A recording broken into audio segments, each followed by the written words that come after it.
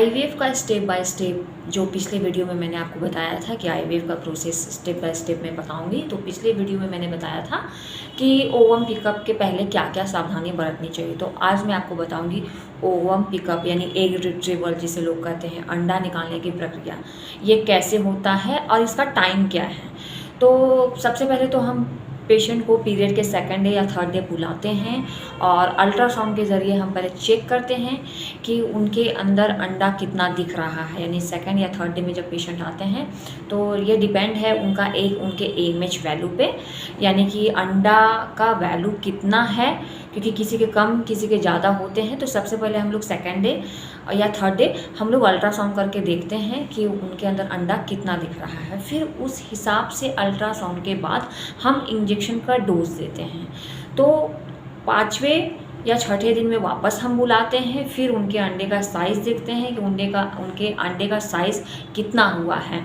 तो करीब ऐसे कम से कम भी तो जब ओवम पिकअप करना हो तो जब उनका हम लोग हार्मोनल इंजेक्शन जब चलाते हैं तो इस प्रक्रिया में हम लोग को 8 से 12 दिन के बीच में कम से कम भी तो 3 से 4 बार अल्ट्रासाउंड करके देखना होता है कि उनके फॉलिकल्स का साइज़ कितना है और कितने फॉलिकल्स बन रहे हैं। सबसे पहले हम सेकेंड डे ही देख लेंगे कि उनका कितना फॉलिकल्स दिख रहा है। उसके बाद इंजेक्शन देने के बाद उन फॉलिकल्स का साइज़ और काउंट कितना है। तो एक टाइम आता है आपके 8वें से 10वें दिन में, एक टाइम आता है कि जिसमें अंडे का साइज़ एकदम प्रॉपर हो चुका है। उसके बाद उस अंडे को निकालने के लिए हम लोग सबसे पहले ट्रिगर देते हैं, वो फाइनल इंजेक्शन होता है।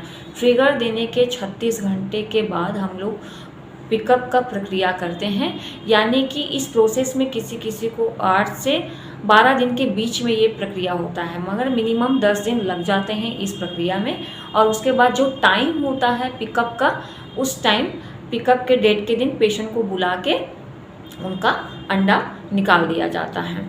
तो फ्रेंड्स, अभी हम नेक्स्ट वीडियो में बताएंगे कि ओवम पिकअप के बाद हम लोग ट्रांसफ़र कितने दिन में करते हैं और ट्रांसफ़र का प्रोसेस क्या है। इस वीडियो के आगे की जानकारी के लिए आप मेरे चैनल के साथ बने रहिए। इसके बारे में अगर आपको जानना है तो आप मेरे चैनल को लाइक करें, शेयर करें और सब्सक्राइब करें। Thank you.